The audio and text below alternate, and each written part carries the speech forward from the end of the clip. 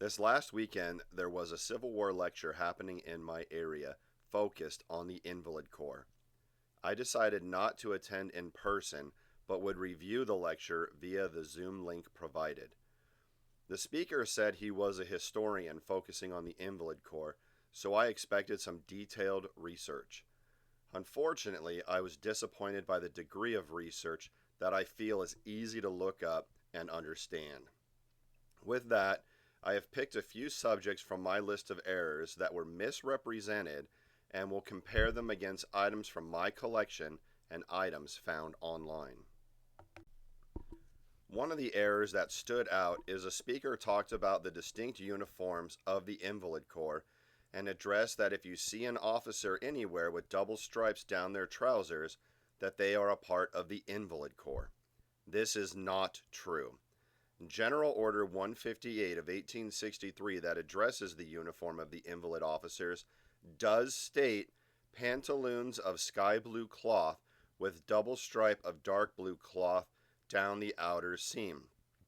I do not recall if the speaker stated dark blue double stripe or just double stripe on the trousers, but I do know I have had this conversation with him before where he stated, if he's not an officer, what's with the double stripes? Well, here's a collection of soldiers and officers with double stripes on their trousers from the New York State Militia, the New York Highlanders, the U.S. Cavalry, and most notably, General Custer, all who were not in the Invalid Corps. If the comment during the lecture was acknowledging dark stripes, then here are images of double stripes that are dark blue from the Ohio Infantry, a bugler, a cavalryman, and W.L. Russell from the Port Band out of Hilton Head, South Carolina. Again, these men and officers are not Invalid Corps. I myself do look for double stripes on trousers when I'm trying to add to my collection, like when I found this image of an officer. But I furthered my research by way of the back mark found on this image and found that it was created at Rock Island Prisoner of War Camp in Illinois, where the members of the Invalid Corps were stationed. Moving on to the 2nd Battalion, the speaker addressed that the men of the 2nd Battalion were only issued the 1840 non-commissioned officer sword. This is true that the men of the 2nd Battalion were issued the NCO sword. They were also issued other weapons.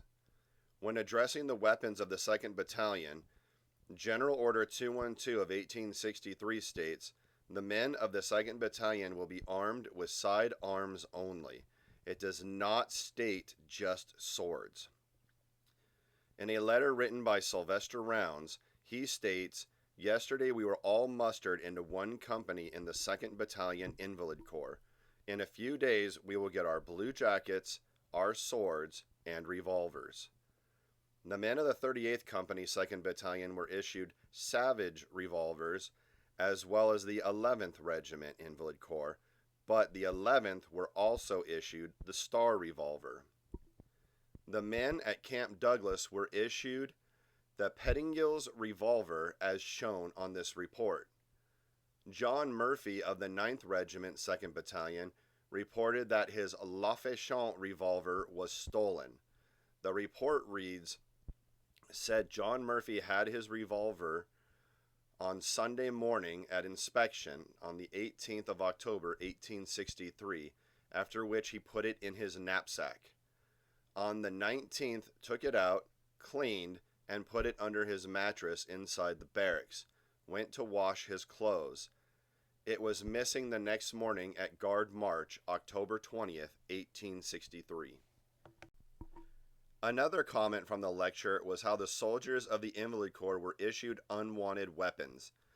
It is true that the majority of men in the 1st Battalion were issued the 1842 Springfield 69 caliber smoothbore musket, which was deemed outdated.